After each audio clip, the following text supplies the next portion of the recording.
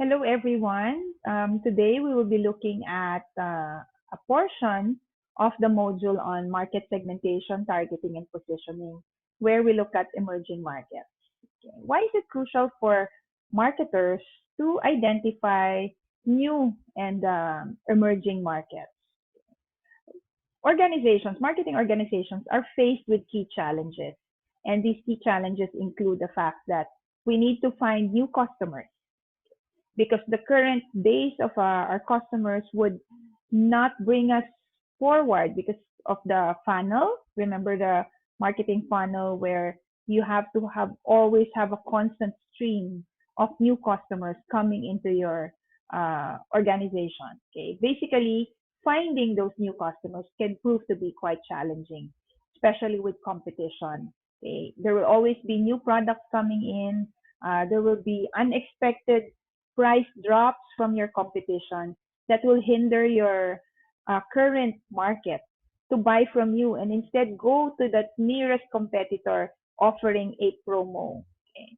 You also have the challenge of new types of organizations. Okay. In the distribution arena, the sharing economy has brought forth different distribution channels like Airbnb, you have your Grab Food, you have later on there would still be growth of technology, and our organizations have to adapt. Our organization has to grow also in terms of adapting to these new types of technological advances. We find it quite challenging for old organizations to look into new ways of doing things, but as a major challenge of marketing organizations is to be able to adapt to technological innovation that is made available to us. Okay, if we fail to adapt to these, we will fail. Okay?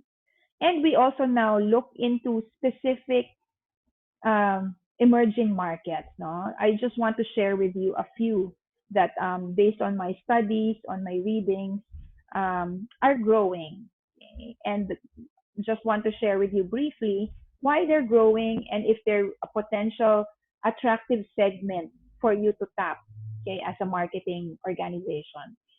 For students of marketing, I'd like to share these segments to you so that later on when we look at the product, we will also see whether these emerging markets are potential target markets for our potential products. Okay. The youth travel has grown tremendously because of increased participation in higher education. There's also an increased travel budget. A lot of people now would want to travel instead of buy things. We are more of an experiential um, tourist. So rather than buying a car, people would opt to travel. Buying a house, people will opt to travel. Or just basically having an increased awareness of the fact that you need to save because you want to travel. And travel has become the youth social capital. Diba? Is this slot or is this site Instagrammable? Okay. And a lot of our youth now are also working. Okay, we've had a lot of working students, and the youth, as they start working, are excited to travel. So the work travel combinations have given rise to youth travel. We also see a lot of low cost carriers, okay? And that rise of low cost carriers and budget airlines have also contributed a lot to youth travel. People nowadays have short employment contracts or change jobs so easily, so there's that increased um, gap. Okay, there's a significant gap in between employments that allow the youth to travel. The internet has also caused a lot of information to be disseminated, and because of this internet culture, travel has become a need and not just a want. Also, the growth of independent travel guidebooks, as well as the growth of travel blogs, okay, has allowed the participation of people into travel in general, not just with the youth. We also look at the emerging market of the families. Okay, the families, as designed have spent a lot more time in travel. Okay? And there are three types of uh, family decisions made by this market. One is that of joint decision making by both the husband and wife. They control um, the information search and the decision for alternative evaluation of destination. So they make a joint decision on which destination to go to. But there are families who has the husband as the major decision maker, or there's another line, another segment of the family market where the wife makes the decision. Can you guess which one is the highest spending segment of the market?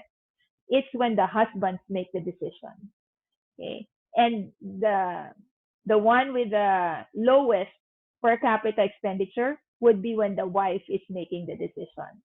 Okay. In terms of the family market, we also look at the family life cycle. Okay. They have a different behavior, okay, when the family has young children.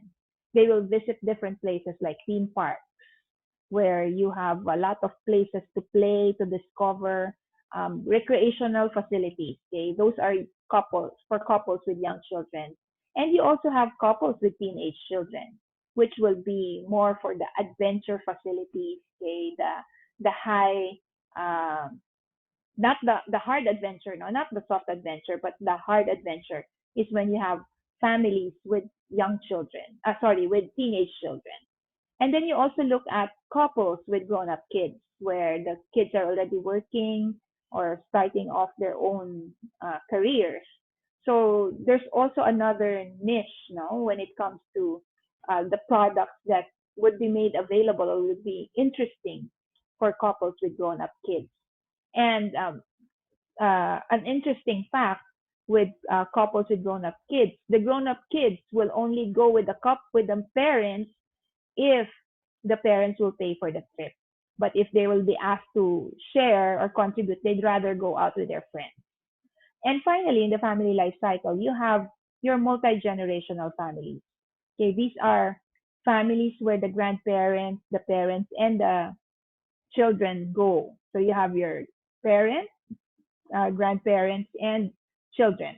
Okay, so three generations where either it's the grandparents who spend or the parents. So there are different dynamics and different interests.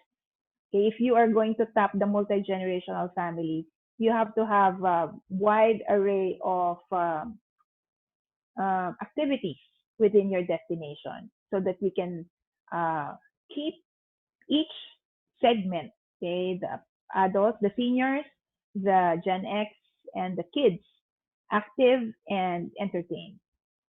You also have your senior market. Okay, the senior market has the time and has the money to travel. They also have the desire.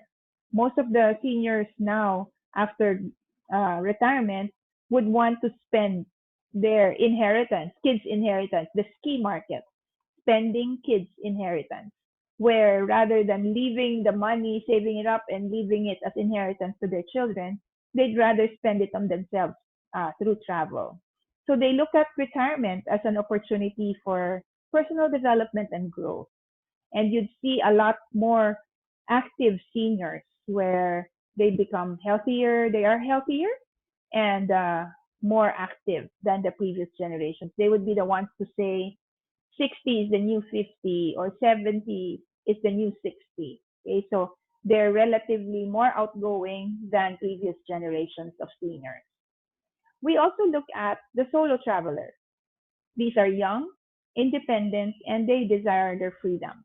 Okay, they normally go into DIY tours, do-it-yourself tours, and they also challenge themselves to meet, um, to find themselves in their solo travels. The solo female traveler is a major market of the solo traveler, where studies show that 85% of solo travelers are female. Okay, the solo female traveler is unique because they want to find autonomy. They also want to meet new people, and they want to go out of their comfort zone. So it's sort of a the solo travel for females makes it very liberating. They overcome the challenges that go with traveling on their own. And a lot of solo female travelers will do it again. They won't just stop at their first experience, but once they've done it, they would keep on wanting to travel solo. And you also have the LGBTQ plus community, where this market has been um, found out to be traveling with greater frequency and higher than average spending patterns. We just have to be careful on some destinations which might not be very welcoming of the LGBTQ market, which we find in conservative destinations. This is a new term that gave rise to the fact that a lot of people travel for business.